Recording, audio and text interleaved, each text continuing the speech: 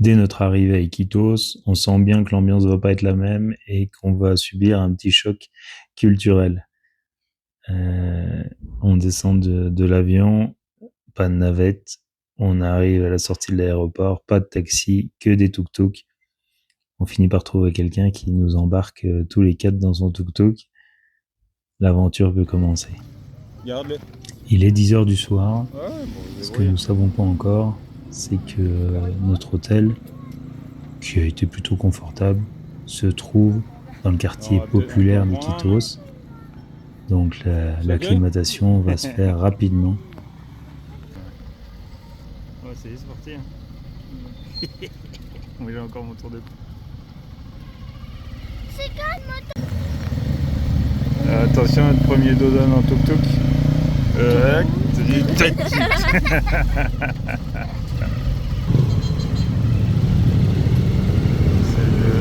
Et on se croirait en Thaïlande, on n'y est jamais allé, mais il y a des tuk-tuk partout ici.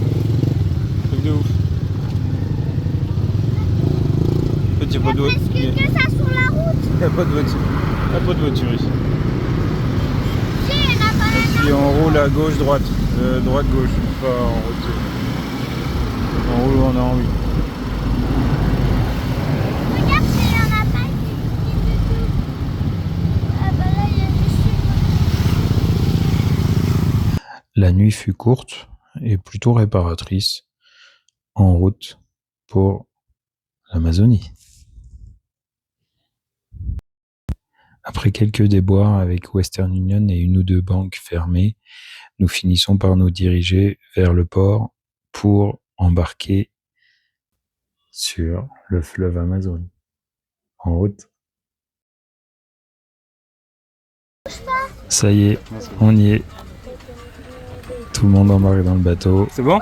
On arrive sur un ponton qui se résume à une planche en équilibre au-dessus de l'eau.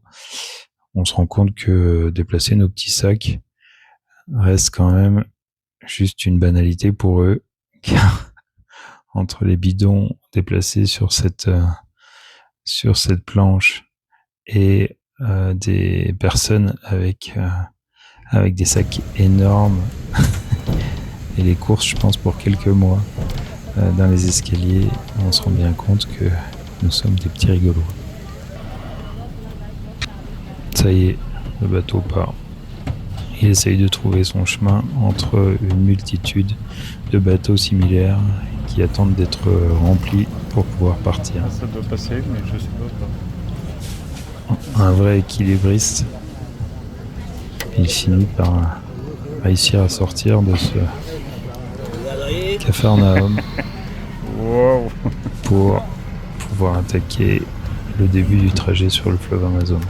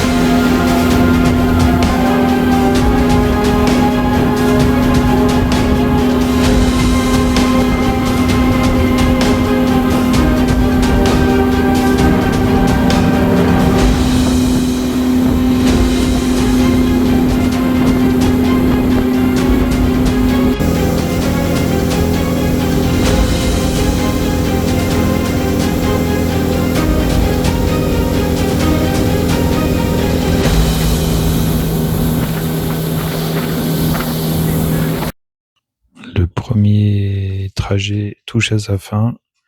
Première escale, Tamishaku, un petit village dans lequel Wheeler, notre hôte, nous emmène manger dans un petit restaurant. On y découvre une cuisine simple mais délicieuse et Lou commence à faire connaissance avec Jules Guéry, sa future copine. Sorti du restaurant, avant de reprendre le second bateau, on rencontre un menuisier qui est en train de construire et de rénover différents bateaux avec un bois de la forêt primaire. En route pour la deuxième et la dernière escale avant d'arriver au port, si on peut dire, du village.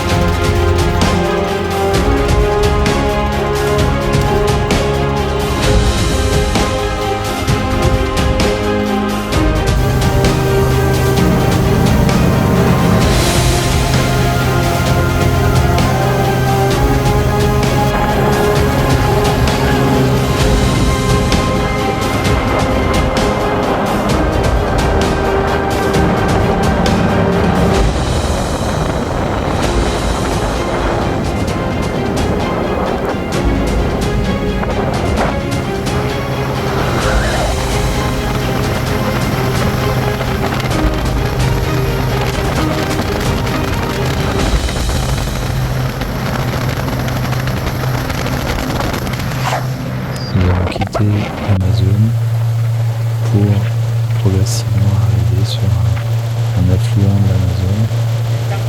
Les berges se rapprochent et le port aussi. Plus on avance sur le parcours, plus on croise de pêcheurs et on sympathise de plus en plus avec Wheeler qui nous explique que la pêche reste quand même l'une des sources premières de leur alimentation. Ça y est, on touche au but après 5 bonnes heures de trajet. La balade était magnifique et on commence à se rendre compte qu'on va vraiment arriver au bout du monde.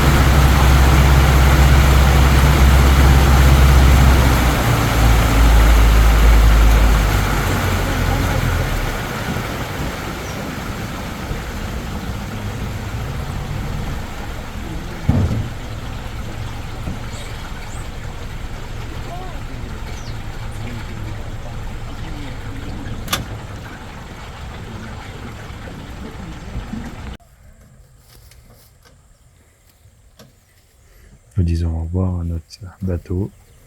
Ça y est, on peut plus reculer, il faut y aller.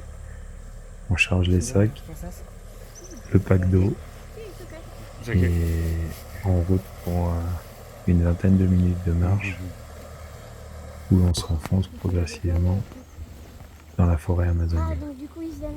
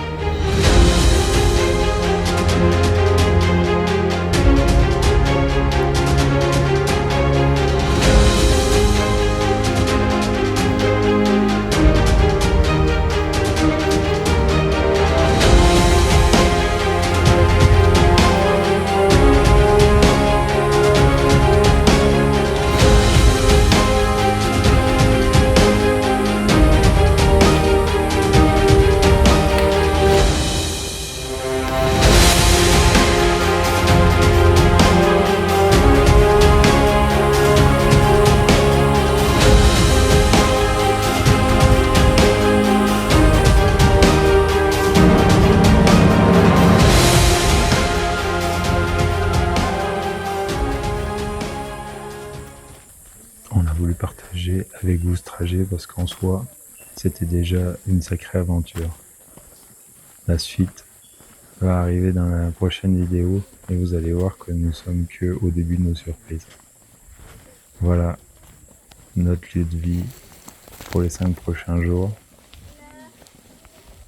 Nous faisons connaissance avec la famille du Windler et nous sommes partagés entre surprise et émerveillement. C'est encore plus authentique et isolé que nous pouvions l'espérer. En route pour cette belle aventure, il n'y a plus qu'à profiter et à découvrir leur mode de vie.